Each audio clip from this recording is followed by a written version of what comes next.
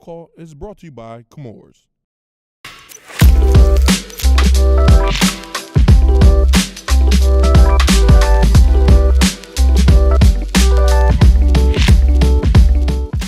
What's going on, everybody? It is your main man, Big Ivy, talking to town, Mr. DETV, CH.com, Mr. Positivity, and welcome to this episode of Business Roll Call.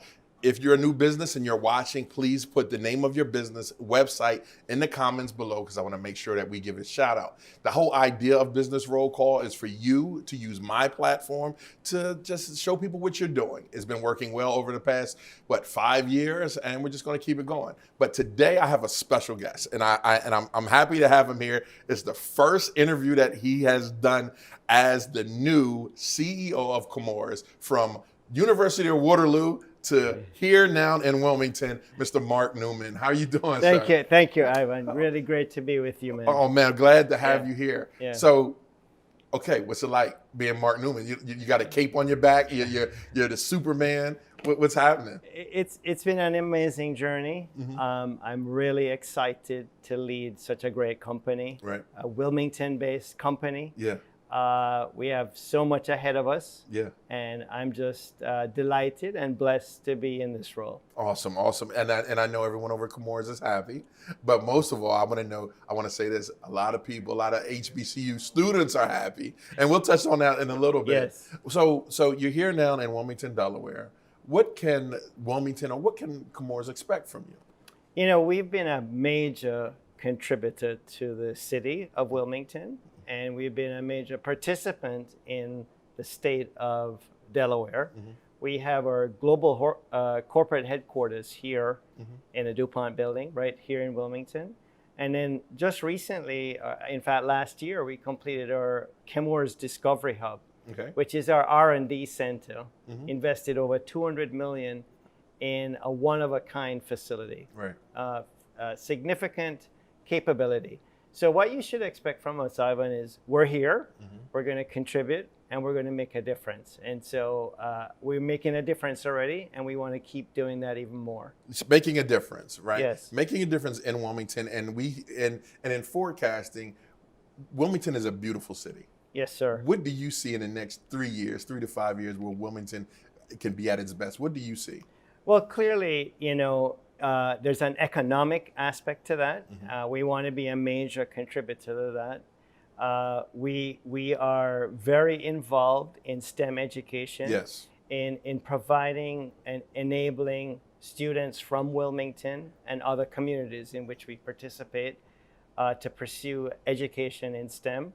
So we actually see, a very deep partnership here with government officials, with the mayor, and with the community more broadly. We are major participants in all of the United Way charities, for example. Right. A few years ago, we instituted our Chemours Day of Service here in the city. We do it on Dr. Martin Luther King Day.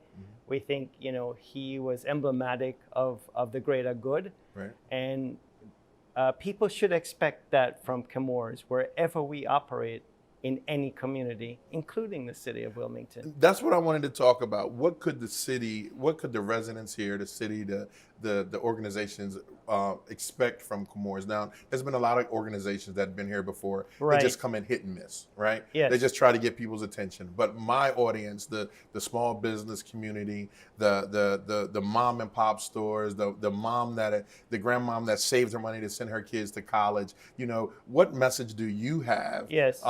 To my viewers that are watching about you or you and Chemours? Well, the first message is if you're thinking of setting up shop, Wilmington is a great place to be. There you go. All okay. right. So that would be the first message. Clearly, we want to make an economic contribution by having several hundred employees based here in Wilmington and supporting businesses in our community. And then beyond that is really how can we start to impact the next generation in the city. So we started first, with Future of Chemistry scholarships. That's now been embraced by the chemical industry, by the way. We now have the Future of STEM scholarships, which is providing 150 scholarships a year and internship to underprivileged children going to historically black colleges and universities. Yeah. So that started with Chemours in Wilmington, Yeah. and now is industry-wide. And at first, I want to say that you started with, and that's a partnership with Ashley Christopher and HBCU Week, correct? That's correct. Right, and I think when it first started, and correct me if I'm wrong, that it was 5 scholarships, 4 or 5 scholarships that now has grown to 150 students, 150 scholarships a year. Let's add that a yes, year. Sir. Because that's yes, yes, that's meaningful. So can you? And I know you can. I know Right. you can imagine what that is going to do to the future students, the future educators, when they're going to college and they're like, I now have a chance. I now have an opportunity. So we actually started with 1 student the first year, and I was very involved with this. This is an idea that came out of our Chemours Black Employee Network. Yeah. We have several ERGs, employee resource groups, and that idea gelled. This is what we can do. And we took it to the leadership team at Chemours.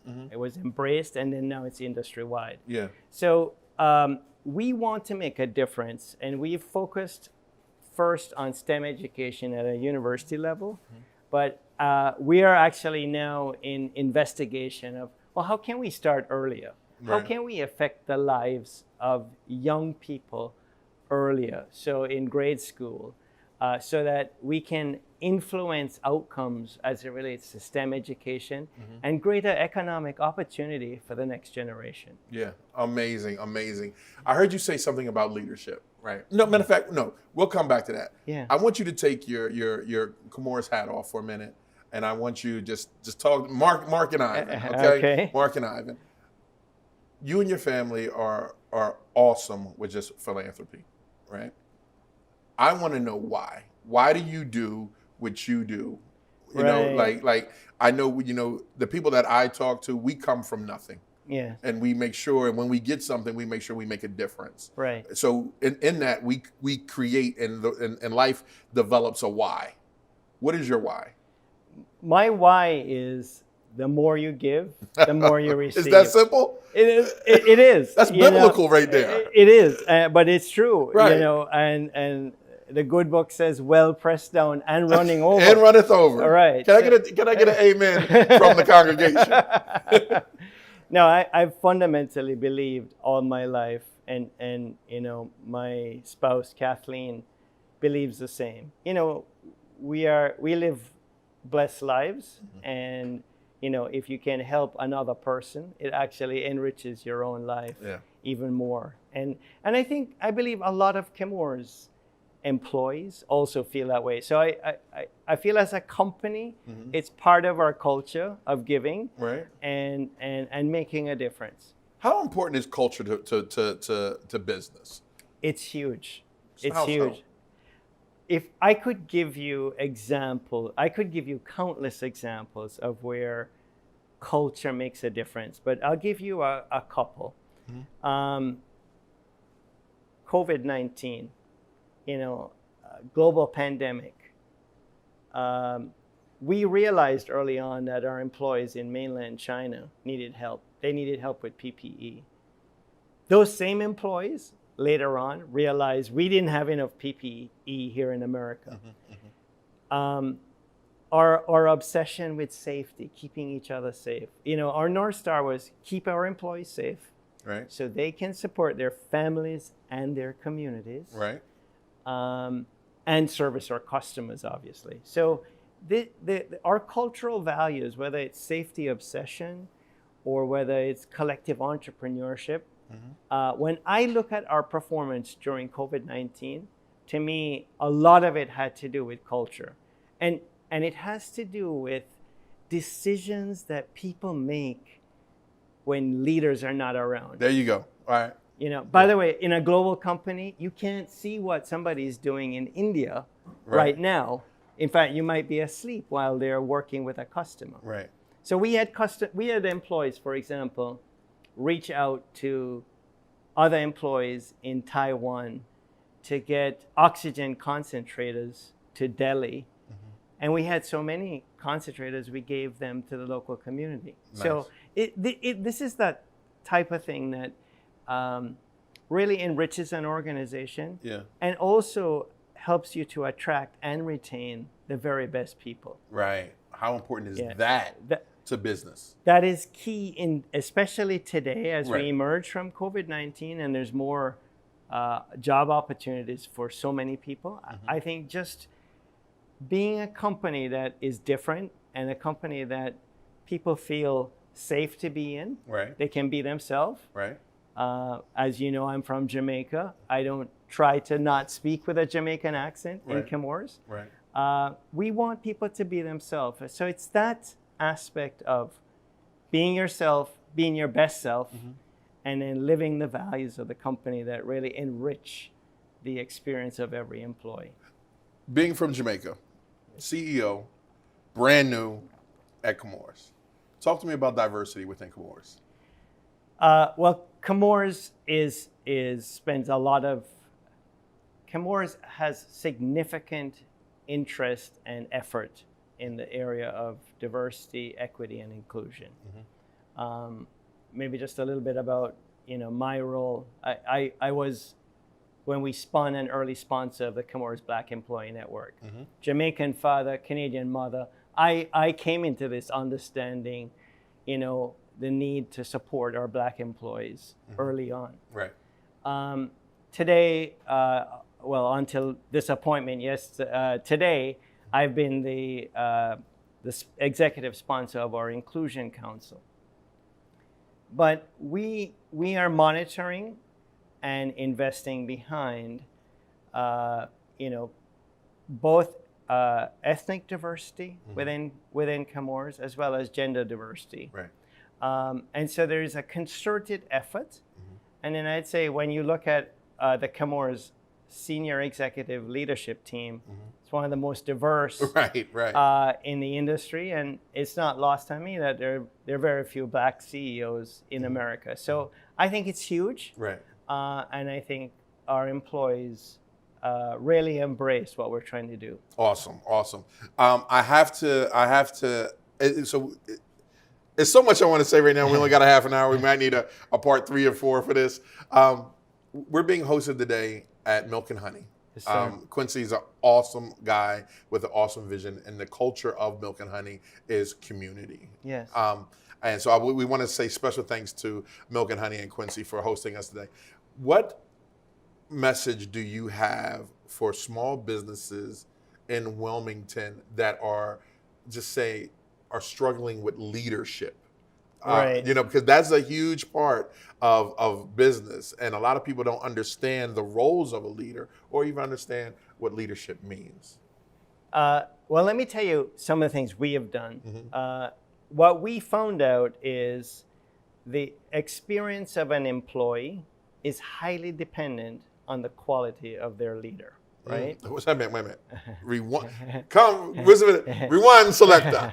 One more time, because that's very important. Yeah, the experience of an employee is highly dependent on their individual leader, right? So we can be talking about all these things up here at Chemours. If your leader in the company is not inspiring, is not open and trusting, your experience as a Chemours employee is most significantly impacted by that. So what we did last year is we brought out a leadership effectiveness index. We allow employees to give direct feedback, anonymous direct feedback about their leader, and we're using that feedback to help the leader with leadership development. Nice. So it's like we can say, look, this is not hearsay. We surveyed your employees. Here's what they feel about you, anonymously, so there's no fear of speaking up. But we're not here to penalize you. We're here to help you develop. Right. There's so much leadership development training available. Clearly, as a company of our size, we're doing things to help customize it for the type of environment that we're in. But I'm sure there's a lot of resources available for leadership development. But it starts with an assessment of leaders first before you can say, well, you really need help in, courageous conversations. You need help in being open and trusting, Let me ask you this. And if you're tuning in, again, this is the Delaware Business Role Call with DETV and myself, Ivan Thomas, and I'm here with the new CEO of Chemours, Mark Newman. So put your name of your business in the comments below, and just do it. Go ahead and just do it right now. What other? Let me ask you this: problems within small business. What problems have you seen that that can destroy a small business? Well, clearly, when Chemours spun out of DuPont, when we started 6 years ago, 6 years to the day. To the day. We realized there was so much to do around just the financial management of the business. Clearly, a business model has to, as we say in Chemours, if you're not growing with your customer, you're not growing, right? So much starts with anchoring yourself on how do you add value to the customer? How do you excite the customer? How do you go beyond customer expectations? So when people come into the office and they talk about the experience they had at your business, it makes other people want to do business with you. And we have realized at Chemours that there has to be a relentless customer focus. You have to understand that your customer at some level is already dissatisfied with you, even though you think customers are happy with you. So what is it about your interaction that's not generating the highest level of satisfaction? So for example, at Chemours, we're very excited about the products that we produce. But so much of our interaction with the customer was archaic. We didn't have an online portal, so customers couldn't track their order without making a phone call. Today, that's all electronic. People can see where their order is. I mean, it's that sort of fundamental understanding of the customer. Then clearly, the other thing that we've learned is invest behind what differentiates you from somebody else. There you go. Right. Don't try and copy. There'll be 1,000 people saying, hey, that person across the street is doing this. You ought to do that. But that may not be your thing. Right. And so at Chemours, quite often we get told, well, some product from China produces is cheaper. And we're like, well, that's not our thing. Right? Because when your plant goes down in the middle of the night, our technology people will be right there helping you sort it out. I don't think you're going to get that from the other supplier. Cheaper's not bad. Not always. Not always. Right. How important is marketing and advertising to small businesses? Because what I see personally, and being here in media, like a lot of businesses, they just don't market. It's not even in their a line item in their plans. I would say it is an important element. Clearly, you can overplay it in the sense of you have to think prudently about spending. But certainly what we have found is online channels make a lot of that a lot less costly than they used to be and can be a lot more targeted. So, in our own experience and as I think about small businesses, just the whole ease of interaction. Even in our building, the restaurants we use, the fact that I can order from my desk and it's ready when I go downstairs means I'm going to use that restaurant, not one across town. It's convenient. It's convenient. It is. Right there. Yeah. So and I see, like, when you ride by your building, the Chemours color scheme is everywhere.